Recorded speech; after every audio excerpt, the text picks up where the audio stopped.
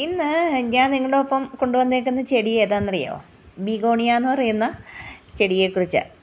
ഈ ചെടിയെക്കുറിച്ച് പറയാനായിട്ട് ഒത്തിരി കാര്യങ്ങളൊന്നുമില്ല, എങ്കിലും എനിക്കറിയാവുന്ന ചെറിയ അറിവുകൾ നിങ്ങളുമായിട്ടൊന്ന് പങ്കുവെക്കാനും എൻ്റെ കയ്യിലുള്ള ബിഗോണിയയെ നിങ്ങളെ ഒന്ന് കാണിക്കുവാനും അത് എങ്ങനെയാണ് ഞാൻ വളർത്തിയെടുക്കുന്നതെന്നും അതിനെക്കുറിച്ചൊക്കെയാണ് പറയുന്നത്.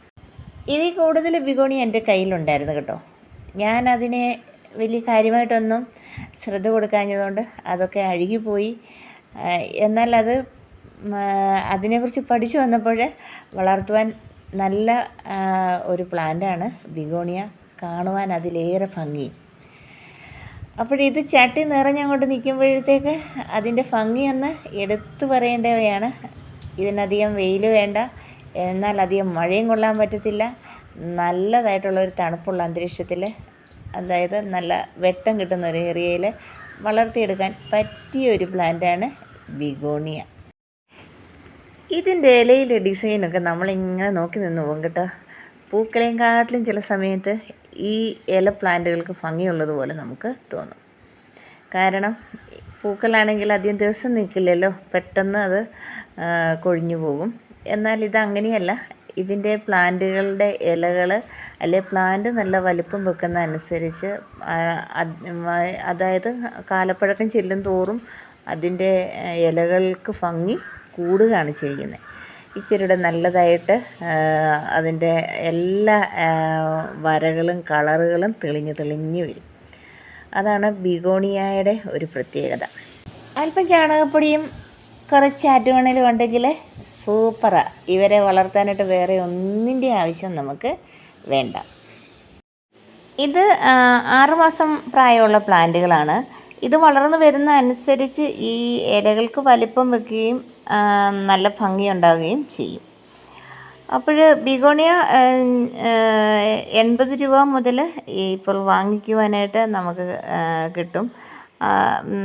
കൂടുതൽ ബുഷിയായിട്ട് നിൽക്കുന്ന പ്ലാന്റിന് നല്ല റേറ്റ് തന്നെ നമ്മൾ കൊടുത്ത് വേണം വാങ്ങിക്കാനായിട്ട്. അപ്പോൾ ചെറിയ ഒരു തൈ മേടിച്ച് വെച്ചാൽ തന്നെയും ഒരു 4-5 മാസം കൊണ്ട് ഇത് ചട്ടി ബുഷിയായിട്ട് വളരും. ചിലത് അതിന് മുന്നേ തന്നെ വളരും. നല്ല പോട്ടിങ്സൊക്കെ ആണെങ്കിൽ പെട്ടെന്ന് തന്നെ വളരും. ഇതിൻ്റെ വേരുകളൊന്നും ഒത്തിരി ആഴത്തിലോട്ട് പോകുന്ന സൈസുകളല്ല. കാരണം ഇതിങ്ങനെ ഒരു മീഡിയം ലെവലിൽ മാത്രമേ ഇതിൻ്റെ വേരുകളൊക്കെ നിൽക്കുകയുള്ളൂ. അപ്പോൾ ഒത്തിരി പോട്ടി മിക്സ് ഒന്നും ഇട്ട് കൊടുക്കുന്നുണ്ടൊന്നും യാതൊരു അർത്ഥവുമില്ല. ചെറിയ രീതിയിലുള്ള പോട്ടി മിക്സ് മതി ഇതിന്. അതുപോലെ തന്നെ ഇത് ഹാങ് ചെയ്തിടാനും ഒക്കെ നല്ല ഭംഗിയാണ്. പക്ഷേ ഹാങ്ങിങ് ആക്കി ഇടുമ്പോഴത്തേക്ക് ഇലകൾ നമുക്ക് കാണാൻ തക്കോണമുള്ള രീതിയിൽ വേണം. കാരണം ഒത്തിരി താഴോട്ടായിട്ട് ഇത് തൂങ്ങി വരത്തില്ല. എങ്കിലും നല്ല രീതിയിൽ അതിനെ ഹാങ് ചെയ്തിട്ടാൽ നമുക്ക് കാണാൻ തക്കോണമുള്ള രീതിയിലാണെങ്കിൽ വളരെ ഭംഗിയാണ്. ഞാനിതിപ്പം നിലത്തിങ്ങനെ വെച്ചിരിക്കുകയാണ്. എന്നിരുന്നാലും ഇതിൻ്റെ ഭംഗിയെക്കുറിച്ച് പറയാനായിട്ട് വാക്കുകളില്ല. അത്രയും അടിപൊളി ഒരു പ്ലാന്റാണ്. വളർത്തുവാനും സംരക്ഷിക്കുവാനും എളുപ്പമുള്ളൊരു പ്ലാന്റാണ്. നമ്മൾ ഡെയിലി ഇതിന് വെള്ളം കൊടുത്ത് ഇതിനെ അങ്ങ് വിഷമിപ്പിക്കേണ്ട കാര്യമൊന്നുമില്ല. 2 ദിവസം കൂടുമ്പം വെള്ളം ഒഴിച്ചു കൊടുത്താൽ മതി. വെയിലുള്ള ദിവസങ്ങളിൽ, നല്ല വെയിലുള്ള ദിവസങ്ങളിൽ 2 ദിവസം എല്ലാ ദിവസവും തന്നെ ഒഴിച്ചു കൊടുക്കുകയും വേണം.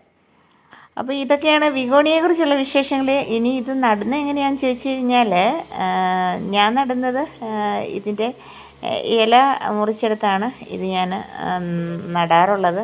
അങ്ങനെ നടുമ്പോഴാണ് ഏറ്റവും പെട്ടെന്നായിട്ട് ഇത് കിളിർത്ത് വരുന്നതായിട്ട് കാണാൻ കഴിയുന്നത്. ഞാൻ ആദ്യം ഉപയോഗിക്കുന്നത് അല്പം മണലും അല്പം ചകിരിച്ചോറും ഉപയോഗിക്കാറുണ്ട്. എൻ്റെ കയ്യിൽ പെർലൈറ്റ് ഉള്ളതുകൊണ്ട് അല്പം പെർലൈറ്റ് ഇടുന്നു. ഇത് ഇടണമെന്നൊന്നുമില്ല. വെറും മണ്ണിനകത്ത് മാത്രം ഇത് വളർത്തിയെടുക്കാൻ പറ്റിയൊരു പ്ലാന്റാണ്. അത് കഴിഞ്ഞ് കുറച്ച് നാൾ വളർന്നു കഴിഞ്ഞതിന് ശേഷമാണ് നമ്മൾ ചാണകപ്പൊടിയൊക്കെ ഇട്ട് വേറൊരു വലിയൊരു പോട്ടിലോട്ട് ഇതിനെ മാറ്റണം. ആ സമയത്താണ് നമ്മൾ നന്നായിട്ട് വളമൊക്കെ കൊടുത്ത് വളർത്തേണ്ടത്. ആദ്യമേ ഇല തന്നെയായിട്ട് വെച്ച് ഇതിൻ്റെ ഒരു തൈ പിടിപ്പിച്ചെടുക്കാനായിട്ട് നമ്മൾ ചെയ്യുമ്പം മണലിൻ്റെ ആവശ്യകതയേ ഉള്ളൂ. ഇവിടെ ഇപ്പം എൻ്റെ കയ്യിൽ ഈ ചകിരിച്ചോറും പെർലൈറ്റും ഒക്കെ ഉള്ളത് കൊണ്ടാണ് ഞാനിങ്ങനെ ചെയ്യുന്നത്. ആറ്റുമണലാണ് ഏറ്റവും നല്ലത്. പക്ഷേ എനിക്കിവിടെ ആറ്റുമണൽ കിട്ടാനില്ല. ഞാനിവിടെ മഴ പെയ്യുമ്പോൾ ഒഴുകി വരുന്ന ആ മണലാണ് എടുക്കാറുള്ളത്. അത് നല്ല ചെളിയൊക്കെ പോയി നല്ല വൃത്തിയായിട്ടുള്ള മണലായതുകൊണ്ട് ആ മണലാണ് കൂടുതൽ ഞാൻ ബിഗോണിയ വളർത്താനായിട്ട് തന്നെ എടുത്ത് ഞാൻ വെക്കാറുണ്ട്. അങ്ങനെയുള്ള മണലിൽ വളർത്തുമ്പോൾ ഇത് പെട്ടെന്ന് നല്ല ഹെൽത്തി ആയിട്ട് വളരുന്ന കാണാം. പെട്ടെന്ന് ഇതിൻ്റെ വേരുകളൊക്കെ വരും. അങ്ങനെയാണ് ഞാൻ ബിഗോണിയ വളർത്തിയെടുക്കുന്നത്. ബിഗോണിയ പ്ലാന്റ് എല്ലാം കാണാൻ നല്ല ഭംഗിയാണ് കേട്ടോ. അപ്പോൾ ഈ പ്ലാന്റ് ഇല്ലാത്ത അവർ ഈ വീഡിയോ കാണുവാണെങ്കിൽ, ഇതിനെക്കുറിച്ച് അറിവില്ലെങ്കിൽ, ഇതെപ്പോഴും നഷ്ടപ്പെട്ടു പോവുകയാണെന്നുള്ള പരാതിയുള്ളവർ ഒരു അല്പം ശ്രദ്ധ കൊടുത്ത് ഇതിനെ വളർത്തി കഴിഞ്ഞാൽ പിന്നീട് ഈസി ആയിട്ട് ഇതിനെ വളർത്താനായിട്ട് നമുക്ക് കഴിയും. അപ്പോൾ ഇതൊക്കെയാണ് ബിഗോണിയ പ്ലാന്റിൻ്റെ വിശേഷങ്ങൾ. അടുത്ത ദിവസം മറ്റൊരു പ്ലാന്റുമായിട്ട് വീണ്ടും കാണാം. എന്നാൽ പിന്നെ എന്നെ ഒന്ന് സപ്പോർട്ട് ചെയ്യാനായിട്ട് മറക്കല്ലേ.